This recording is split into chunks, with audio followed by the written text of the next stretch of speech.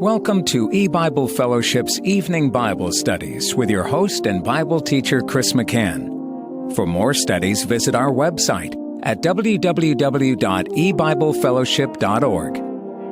And now, here's Chris McCann.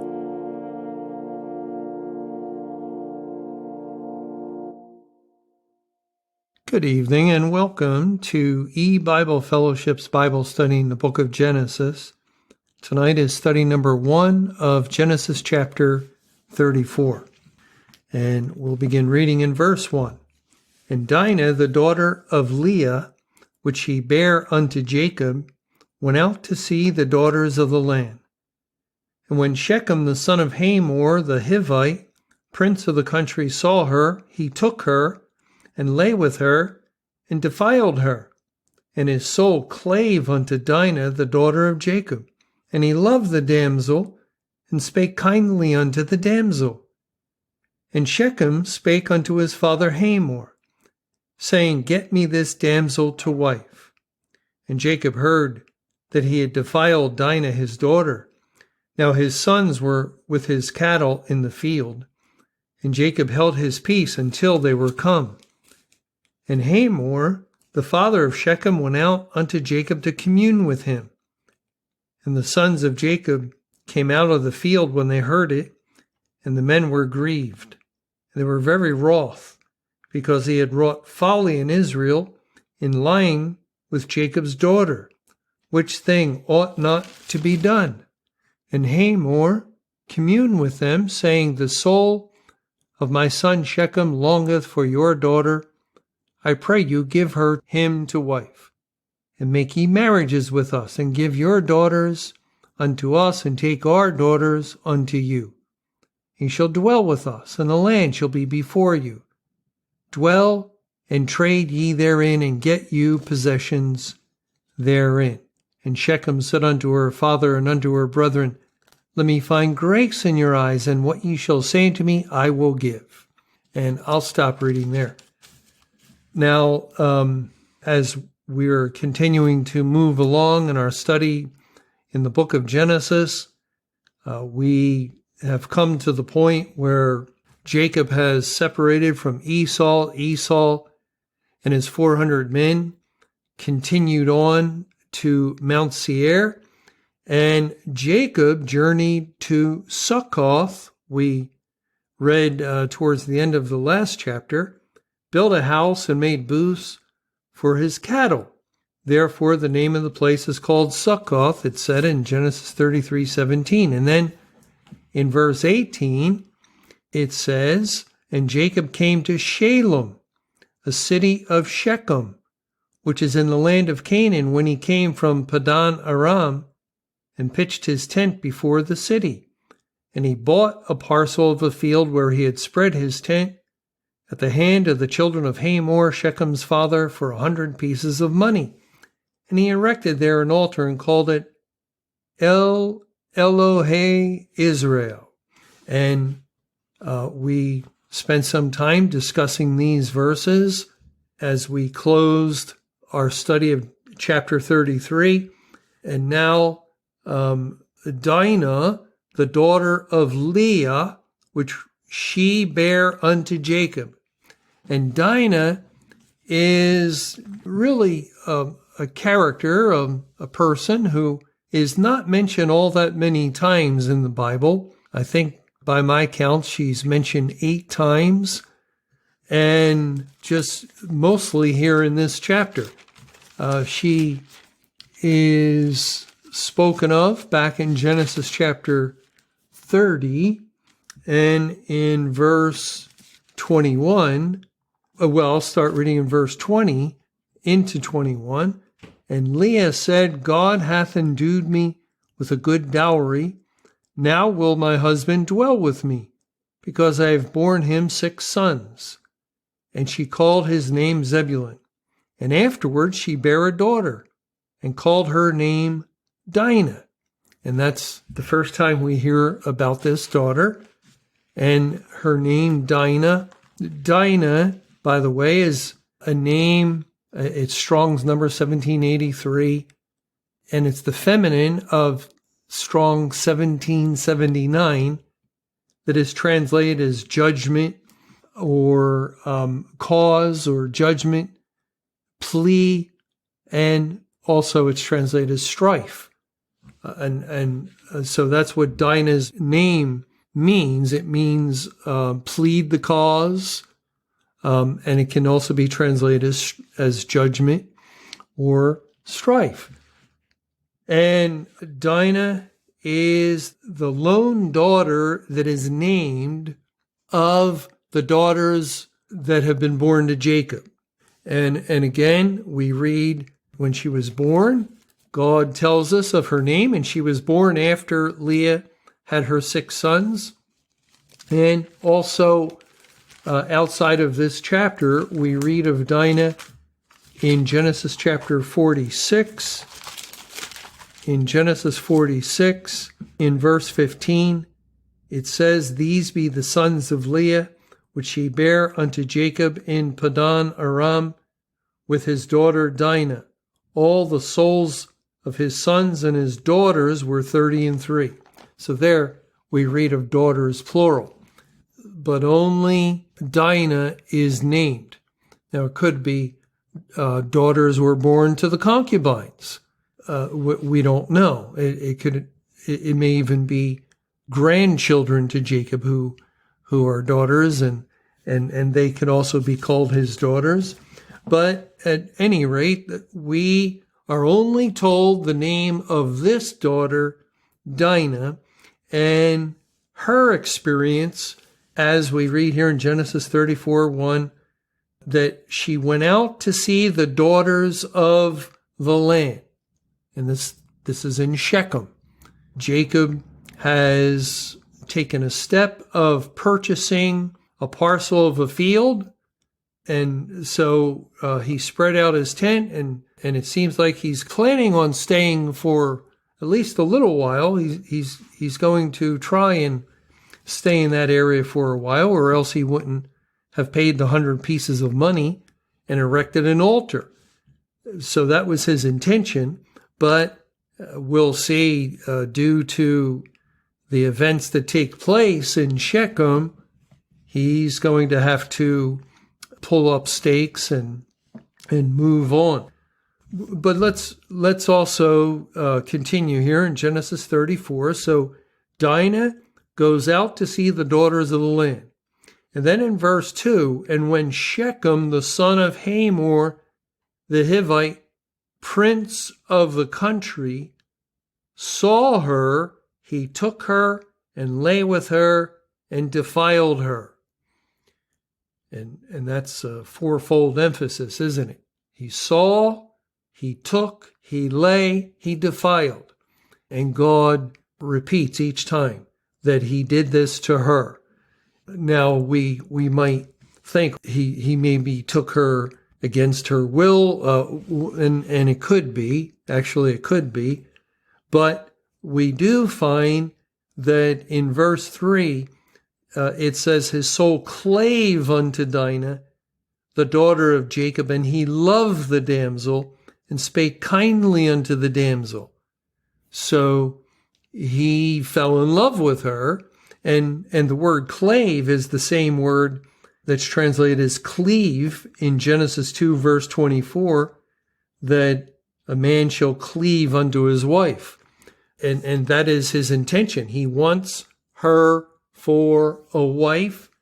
He loves her and is speaking kindly unto her, and his soul is cleaving unto Dinah, the daughter of Jacob.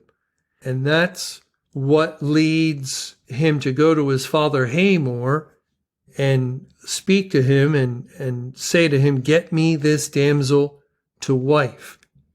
Now, while Shechem is speaking to Hamor, his father, and telling him to get Dinah for him as a wife, Jacob heard that he had defiled Dinah, his daughter.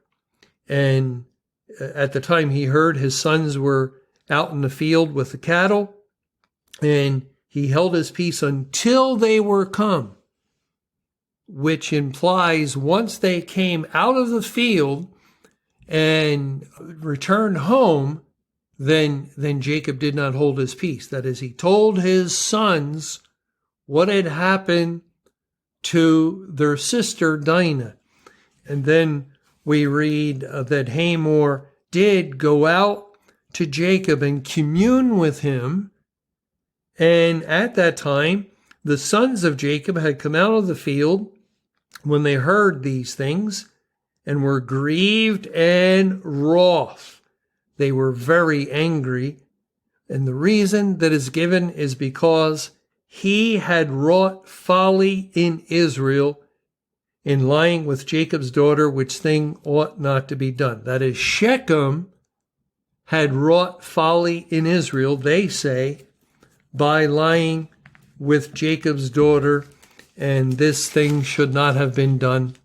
And again, Hamor communed with them. So now Jacob was with his sons as Hamor is speaking with them, and he lays out the proposal, which is that his son Shechem longs for Jacob's daughter, and he asks that Jacob would give him to wife. And not only that, but he's asking that they open up relations between the two families, the people of Shechem and Jacob's sons and his daughters. And they're looking at it over the course of time in the years to come, as he says, make marriages with us and give your daughters unto us and take our daughters unto you. And you shall dwell with us, and the land shall be before you. Dwell and trade therein and get you possessions. And so it was not only an offer for marriage between Shechem and Dinah, but ongoing marriages between the sons of Hamor and their daughters, and the sons of Jacob and his daughters, that there would be intermarriage.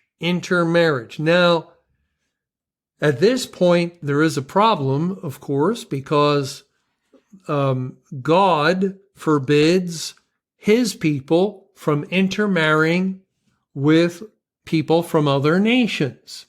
We know this is the case in several places in the Bible. We can go back to Genesis chapter 6. Genesis 6, and beginning in verse 1, it says, "And it came to pass, when men began to multiply in the face of the earth, and daughters were born unto them, that the sons of God saw the daughters of men, that they were fair, and they took them wives of all which they chose. And Jehovah said, My spirit shall not always strive with man, for that he also is flesh, yet his days shall be 120 years. There were giants in the earth in those days, and also after that, when the sons of God came in unto the daughters of men. They bare children to them. The same became mighty men, which were of old, men of renown." Now, it was this intermarrying that provoked God to bring the judgment of the flood. And it led to the destruction of the whole earth. So certainly there was, from God's perspective, nothing good about it. And we also read in Judges chapter 3, and I'll start reading in verse 5.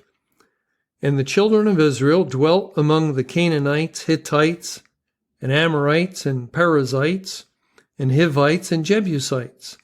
And they took their daughters to be their wives, and gave their daughters to their sons, and served their gods. And the children of Israel did evil in the sight of Jehovah, and forgat Jehovah their God, and served Balaam and the groves. Therefore the anger of Jehovah was hot against Israel, and he sold them into the hand of Cush-Rishathaim, king of Mesopotamia. And the children of Israel served Cush-Rishathaim 8 years, and so forth." So God here is basically speaking of what Hamor is proposing and God judged Israel because they did end up doing that very thing. They took the daughters of these nations of the land of Canaan to be their wives and gave their daughters to their sons and served their God. So it was back and forth.